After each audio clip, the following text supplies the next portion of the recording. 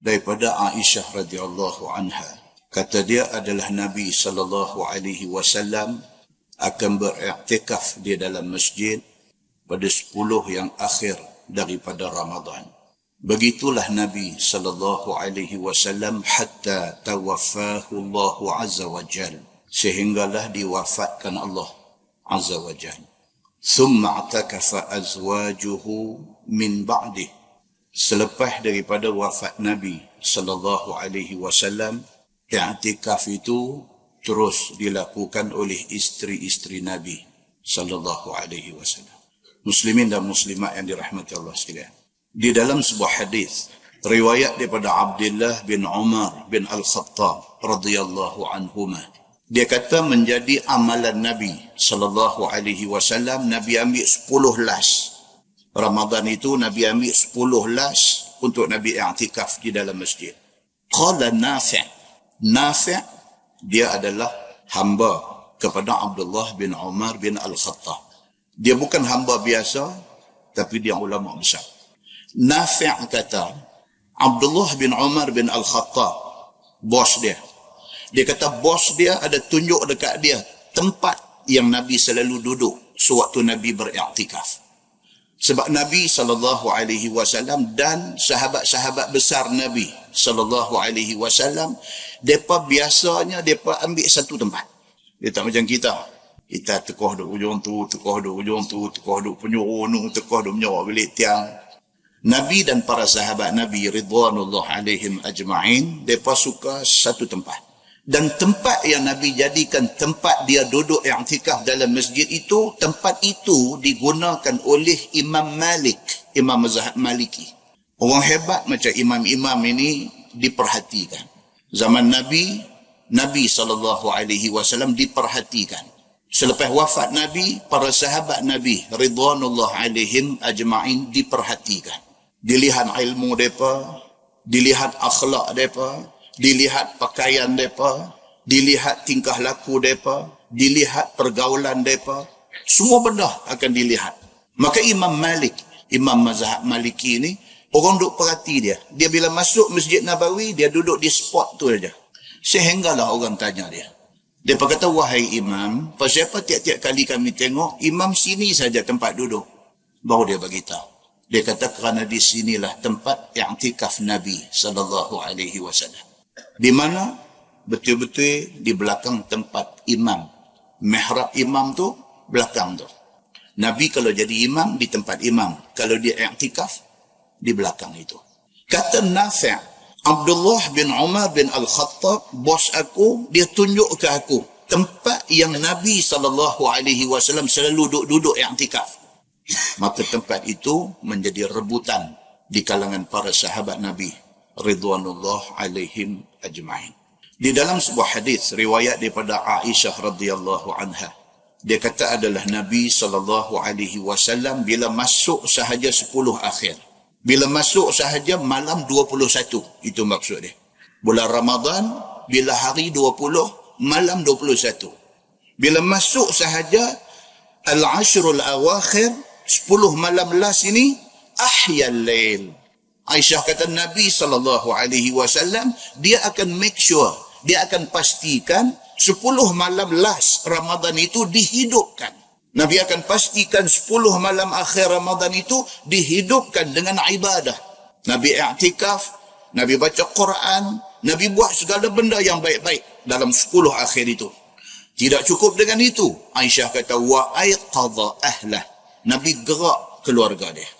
Bila mai 10 akhir ini, bukan Nabi pulun seorang dia. Nabi gerak bini, gerak anak, gerak menantu, gerak suruh bangkit, suruh hidupkan malam yang akhir ini. Wajadda. Dan Nabi pulun. Kan orang Arab selalu kata, man jadda wajada. Siapa pulun, dia dapat. Siapa pulun, boleh ke dia. Nabi SAW bila mai 10 akhir ini, wajadda, Nabi pulun, wasyaddal mi'zan, dan Nabi pekemah kain pinggang dia. Maksud dia, Nabi cuba menghindarkan diri daripada bersama dengan isteri dia. Pasal Nabi nak fokus kepada ibadah yang penuh pada 10 yang akhir itu. Tuan-tuan muslimin dan muslimat yang dirahmati Allah sekalian. Ramadan mai, Ramadan pi.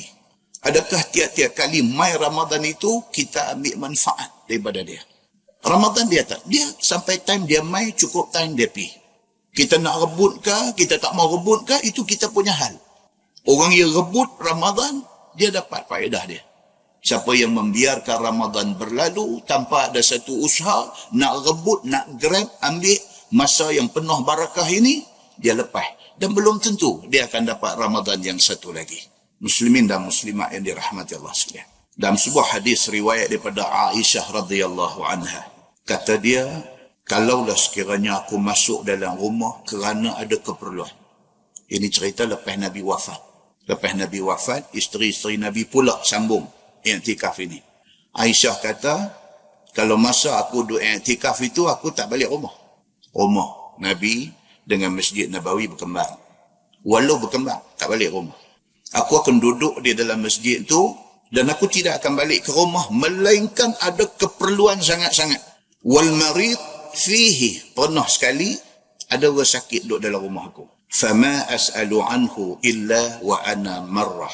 Aku duduk i'tikaf dalam masjid dalam bulan Ramadan. Aku balik ke rumah kerana ada hal nak buang air ke apakah, aku balik ke rumah. Aku balik ada orang sakit dalam rumah aku. Aku tak tanya hal orang sakit ni. Melainkan aku masuk pi, selesai kerja aku keluar. Anda nampak ni, i'tikaf yang dibuat oleh Nabi SAW dan oleh isteri-isteri Nabi macam tu. Kita malam ni umur 50 lebih dah. Kita i'tikaf macam mana? Macam kita. Macam kita masuk nawaitul i'tikaf fi hadzal masjid lillahi ta'ala. I'tikaf. Telefon bunyi keluar ustaz muncul balik. Itu i'tikaf yang kita faham.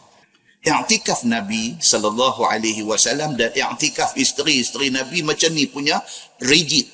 Ketat. I'tikaf Nabi dan i'tikaf isteri Nabi ni, dia ketat ni. Macam kita dah baca ni, dia ketat macam tu.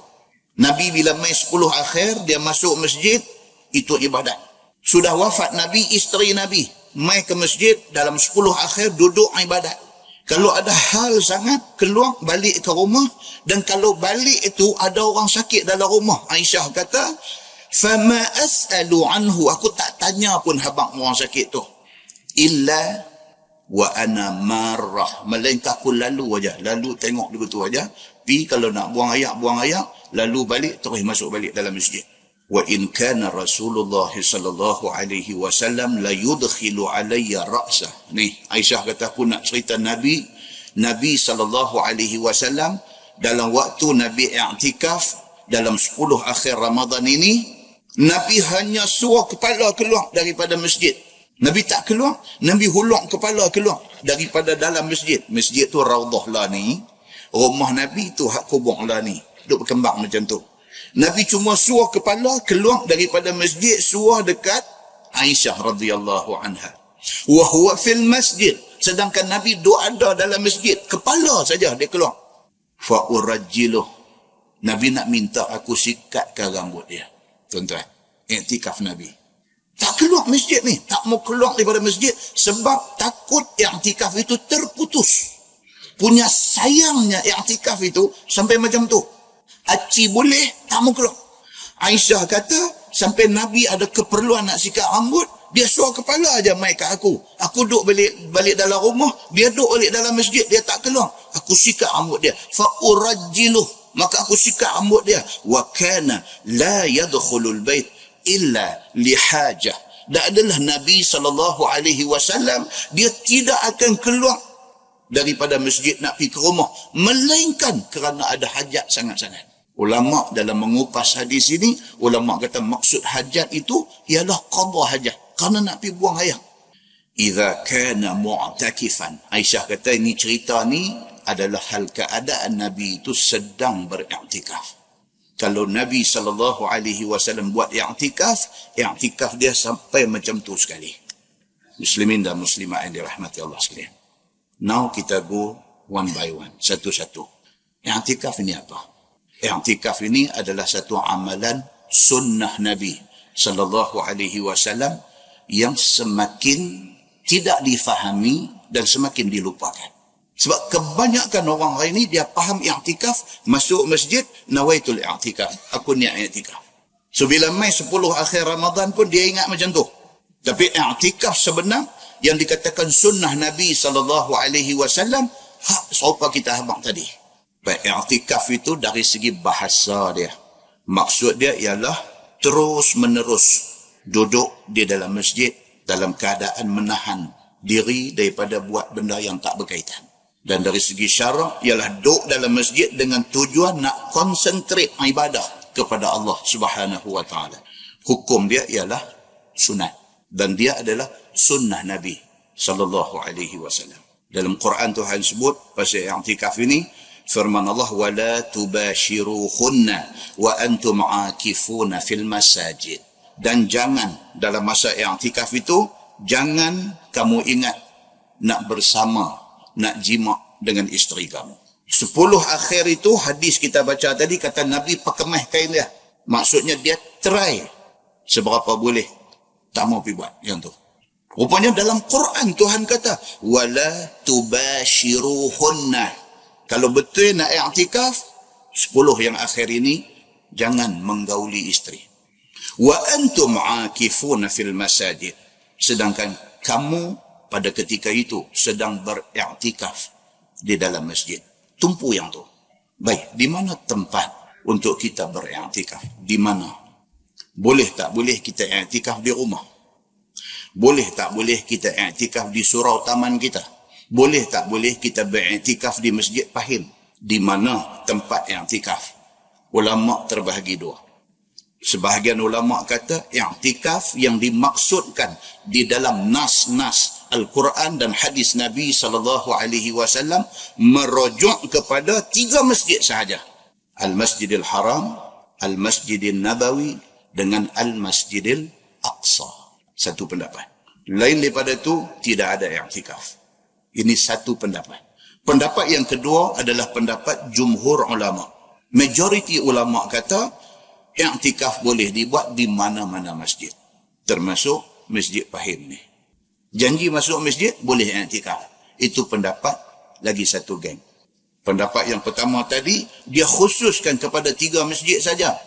Pasal apa golongan yang pertama keras macam tu? Pasal di sana ada satu hadis daripada Huzaifah radhiyallahu anhu. Dalam hadis itu, Nabi SAW bersabda, la'tikaf illa fi thalatha. Tidak ada i'tikaf melainkan pada 3 tempat sahaja. Nabi kata macam tu. Al-Masjidil Haram, 1. Wal Masjidil Aqsa, 2. Wa Masjidi Rasulillah sallallahu alaihi wasallam, 3. Dan hadis itu hadis sahih. Riwayat Ibnu Abi Shaybah. Oleh kerana ada hadis dan hadis itu sahih, maka ada satu pendapat pegang macam tu. Tapi ada sebahagian ulama yang lain, dia pegang pula ayat yang kita baca tadi. Tuhan kata, wala tubashiruhunna wa antum aakifuna fil masajid. Surah Al-Baqarah ayat 187. Allah kata dalam ayat tu, dan janganlah kamu menggauli isteri kamu ketika kamu beriktikaf itu. Wa antum aakifun. Sedangkan hampa semua pada masa itu sedang beriktikaf fil masajid. Di masjid-masjid. Ulama yang majoriti kata Allah guna dalam ayat tu wa antum dan hampa semua. Maknanya khitab. Ayat itu kepada semua orang Islam. Jadi orang Islam bukan berada di 3 tempat sahaja. Bukan ada di Mekah sahaja, bukan ada di Madinah sahaja, bukan ada di Aqsa sahaja. Orang Islam ada di merata tempat termasuk Kubang Menarung. Jadi oleh kerana ayat tu kata wa antum dan hampa semua, maksudnya orang Islam ada di mana pun, termasuk dalam umum ayat itu. Di mana tempat mereka duduk, ada masjid, beriktikaflah di masjid itu. Itu hujah golongan jumhur ulama. Kita boleh faham benda ni, kita kena bagi tahu kata di sana ada kepelbagaian pendapat dalam banyak hal. Muslimin dan muslimat yang dirahmati Allah sekalian. Cuma kata jumhur ulama, yang afdalnya hadis tadi, hadis Huzaifah, dia kata tidak boleh i'tikaf melainkan 3 masjid. Bukan kata tempat lain tak boleh, tetapi hadis tu nak abang kata afdalnya di 3 tempat itu. Okey, muslimin dan muslimat yang dirahmati Allah sekalian. Baik, soalnya boleh tak boleh bila kita i'tikaf kita nak keluar masjid. Itu perbincangan. Boleh tak boleh? Bila kita duduk dalam masjid dalam 10 akhir Ramadan, kita dah niat kita nak iktikaf, boleh tak boleh keluar balik rumah ke, pi mana atas apa-apa keperluan? Boleh ke tak boleh? Perbincangan ada di sana. Majoriti ulama kata yang boleh hanya untuk buang air saja. Ketat tuan-tuan. Makna kata hak kita duk buat selama ni sampai umur kita dah 50 lebih ni, kalau ikut kira bukan i'tikaf. Bukan i'tikaf seperti yang dimaksudkan oleh Nabi SAW. So dia kata boleh keluar ni untuk buang air sahaja. Itu pun kata ulama ni, kalau masjid tidak menyediakan toilet. Kalau ada, hang pergi toilet tu lah. Kalau masjid jenis tak ada toilet, hang kena balik rumah. Dibenarkan untuk buang air. Balik segera ke masjid. Untuk i'tikaf al-ashrul awakhir. 10 akhir Ramadan ini. Kata Ibnu Qudamah, boleh keluar. Dia kata, bukan tak boleh keluar, tapi keluar dengan syarat tidak lama. 10 akhir Ramadan kita main masjid i'tikaf, boleh keluar. Dia kata, tapi jangan lama. Kalau keluar tu jangan lama. Itu pun dia kata keluar untuk buang air. Yang kedua, nak keluar pi makan minum, buka puasa ataupun sahur. Sekiranya, kata Ibnu Qudamah yang pelonggak ni, sekiranya masjid tak sedia makan. Dan dia kata boleh keluar, jangan lama. Kalau sekiranya kita nak buat satu benda kotor, contohnya nak termuntah, keluar kerana nak termuntah, supaya masjid tak kotor, kita keluar pergi muntah di luar. Takat tu aja, dia kata. Ataupun dia kata kalau sekiranya kita beriktikaf di masjid yang tidak buat sembahyang jemaat, tiba-tiba sampai waktu sembahyang jemaat kena keluar pergi masjid lain untuk sembahyang jemaat, yang tu boleh. Longgar sikit tapi masih ketat. Tuan-tuan ni yang kata i'tikaf 10 akhir ni rupanya macam ni. Kata Imam Asy-Syafi'i, Imam Malik dan Imam Abu Hanifah, jika keluar juga tanpa keperluan seperti yang disebut di atas tadi, walaupun sebentar. Keluar pasal apa? Ada orang main di rumah. Nak balik pergi tengok tetamu main di rumah. Itu bukan dalam keperluan yang terdesak tadi. Kata Imam Syafi'i, Imam Malik dan Imam Abu Hanifah, dia kata maka terbatallah i'tikaf itu. Kita muhasabah balik tuan-tuan. Maknanya sampai malam ni kita tak buat lagi i'tikaf macam yang Nabi dan isteri-isteri Nabi dan para sahabat Nabi ridwanullah alaihim ajma'in buat. Baik, bilakah waktu untuk i'tikaf? Dia kata bila-bila waktu. Janji doa ada bermula daripada malam 21 Ramadan sehinggalah malam raya. Dalam tempoh masa tu nak i'tikaf straight, ambil 10 malam akhir, ataupun nak ambil satu malam saja, nak ikut betul-betul tapi satu saja, ataupun nak ambil 3 hari saja, terpulang dekat masing-masing diri. Tapi masa dia bermula daripada hari 20 Ramadan, malam 21. Itu start masa yang dimaksudkan sebagai i'tikaf 10 akhir. Membawa kepada penyimpan mohor besar raja-raja keluar dalam TV. Mengisytiharkan raya bila. Malam raya berakhir. Masa untuk beriktikaf. Baik, perbincangan lagi, berapa tempoh masa minimum dianggap sesuatu itu sebagai i'tikaf? Berapa lama masa dia? Imam Hanafi kata sekurang-kurangnya 1 jam. Muslimin dan muslimat yang dirahmati Allah sekalian. Persoalan akhir, adakah i'tikaf ini terhad kepada 10 akhir Ramadan sahaja? Ni macam kita main masjid malam ni, kita masuk, mereka duk tulis di atas ni nawaitul i'tikaf ni, ini tak dianggap ke sebagai i'tikaf? Itu persoalan dia. Boleh tak boleh i'tikaf lain daripada 10 akhir Ramadan ni? Boleh ke tak boleh? Jawab dia kata boleh. Walaupun i'tikaf itu tidak terletak di dalam 10 akhir bulan Ramadan. Alasan dia, di sana ada sebuah hadis daripada Umar bin Al-Khattab radhiyallahu anhu. Ini tuan-tuan, orang tanya, kita nak jawab, tak ada hadis, jangan sembang. Sebab ini ibadah. Ibadah dia ikat kita dengan nas. Kita tak boleh jawab tembak angin, tembak peluru kapung, tak boleh. Dia kena jawab, kena ada nas. Kalau orang kata boleh, tak boleh ustaz. Kalau kita nak i'tikaf tapi bukan bulan Ramadan, bukan 10 akhir Ramadan, macam kita duduk main masjid, kita nak duduk, kita nak niat nawaitul i'tikaf, boleh ke tak boleh? Tanya. Kalau nak jawab boleh, apa dalil dia? Kalau kata tak boleh, apa dalil dia? Maka ulama kata boleh. Pasal apa? Pasal hadis Umar bin Al-Khattab radhiyallahu anhu. Cukup kuat hadis ni. Sayyidina Umar bin Al-Khattab radhiyallahu anhu, masa zaman dia belum Islam, dia sudah bernazar. Dia kata, kuntu nazartu fil jahiliyah. Zaman aku jahiliyah, aku tak masuk Islam dulu, aku ada bernazar. An a'takifa laylatan fil masjidil haram. Aku nak ambil satu malam, nak beriktikaf dalam Masjidil Haram.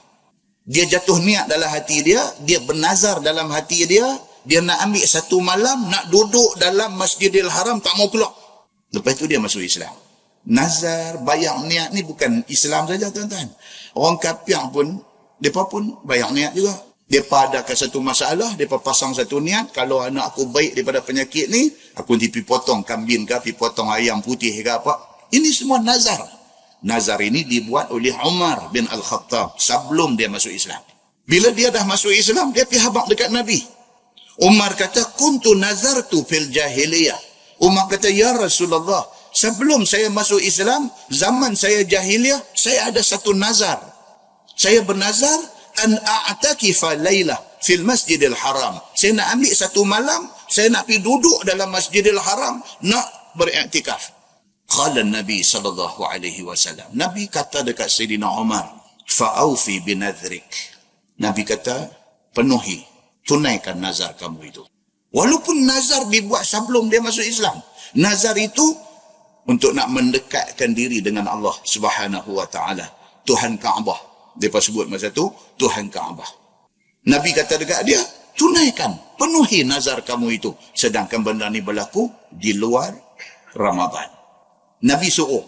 Kerana Nabi suruh Umar pergi tunaikan nazar dia nak beriktikaf di Masjidil Haram, maka beriktikaf luar Ramadan dibenarkan. Itu dalil dia. Dan dalil itu daripada hadis yang cukup kuat. Hadis muttafaqun alaih. Muslimin dan muslimat yang dirahmati Allah sekalian. Apakah adab bila kita nak beriktikaf? Apa adab kita? Yang pertama, niat mau ikhlas kerana Allah. Itu nombor satu.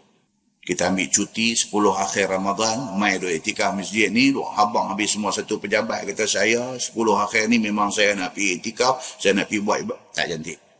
Ambil cuti, sengak-sengak mai kita dengan Tuhan, ikhlas. Cantik. Yang kedua, penuhkan masa sewaktu iktikaf itu dengan benda-benda yang boleh bagi kita dekat dengan Allah, bagi kita dapat pahala. Apa dia? Baca Quran. Banyakkan sembahyang sunat. Zikir bagi banyak, muhasabah diri, mengenangkan segala salah silap dosa kita yang tak tahu punya banyak ni, istighfar, bertaubat, minta ampun kepada Allah. Itu pengisian i'tikaf. Yang ketiga, jangan buang waktu secara sia-sia. Maksudnya apa? Zamanlah. Mai 10 akhir Ramadan duduk tengok Facebook. Mai i'tikaf dalam masjid. Time memang cantik, 10 akhir. Duduk baca Facebook. Duduk update. Gelak seorang-seorang. Ini semua kerja merepet dan kerja karut. Dia kata, jangan buat macam tu. Dan yang keempat, jangan tinggalkan masjid. Kalau dah kita niat iktikaf, sedaya upaya jangan tinggalkan masjid kecuali keadaan darurat. Darurat dan terdesak. Duduklah masjid iktikaf. Bini telefon, abang, ni ulang telung selah masuklah rumah ni. Astaghfirullahalazim, astaghfirullahalazim. Tak balik. Bini telefon dia, abang, ni dia patuk anak dia ni, dia patuk. Astaghfirullahalazim. Kalau Piramli dia tak, coba. Pasal apa? Aku tengah duduk iktikaf. Itu tak cerdik. Itu dia panggil keadaan darurah. Keadaan itu sangat terdesak, emergency, you kena balik. Muslimin dan muslimat yang dirahmati Allah sekalian. Di sana ada satu hadis dhaif tentang i'tikaf ini. Nabi SAW bersabda. Hadis dhaif ni maksud dia apa tuan-tuan? Hadis ke tak ke? Hadis. Habis tu pasal apa dia dipanggil sebagai hadis dhaif? Pasal apa? Pasal ada salah seorang daripada rawi yang meriwayatkan hadis ni, nama dia Bishr bin Salam Al-Bajali. Dia ni diketahui umum sebagai satu orang yang ada masalah dari segi ingatan. Ada sikit ghaflah. Dia rawi hadis. Rawi hadis tuan-tuan. Kalau kata ghaflah bukan macam kita ghaflah. Jangan duk salah faham. Kita ni ghaflah jingga. Rawi hadis ni kalau kata ghaflah mereka ni baik pada ustaz yang ada hari ni. Pun macam tu, kerana dia ni diketahui orang sebagai satu orang yang tak syak, ingatan dia tak syak, hadis turun darjat. Daripada sahih turun hasan, hasan turun dhaif, kerana masalah pada rawi, pada orang yang meriwayatkan hadis ini. So, hadis ni jadi dhaif pasal syekh ni. Syekh yang kata Bishr bin Salam al-Bajali, dia tersenarai sebagai salah seorang yang meriwayatkan hadis ni. Kerana ada dia ni, downgrade hadis tu. Tapi hadis kada agak? Hadis. Tidak boleh buat hujah. Tapi dia adalah hadis yang lemah. Apa kata hadis tu? Dia kata Nabi SAW bersabda, Nabi kata, وَمَنْ يَعْتَكَفَ يَوْمًا إِبْتِغَاءَ وَجْهِ اللَّهِ. Nabi kata barang siapa yang beriktikaf pada satu hari kerana nak cari keredaan Allah, ja'alallahu bainahu wa bainan nar thalathata khanadiq. Allah akan jauhkan dia dengan api neraka sejauh 3 buah parit. Dengan kerana dia iktikaf satu hari saja, Allah menjauhkan dia daripada api neraka sejauh 3 parit. Kullu khandaq ab'aduha ma bainal khafiqaini. Antara satu parit dengan satu parit, jauhnya di antara 2 ufuk. Ufuk timur dan ufuk barat. Dengar 3 parit macam lu ingat lagu parit belakang rumah kita? Dah. Dia habaq pula dalam hadis tu 3 parit tu maksud dia apa? Antara satu parit dengan satu parit, jauh dia antara timur dan barat. 3 parit. Makna jauhlah orang ni daripada api neraka Allah Subhanahu wa ta'ala hari akhirat esok. Hanya kerana satu hari iktikaf yang betul. Cumanya apa dia? Hadis itu dhaif. Boleh digunakan untuk buat amalan, tetapi tidak boleh berhujah dengan dia.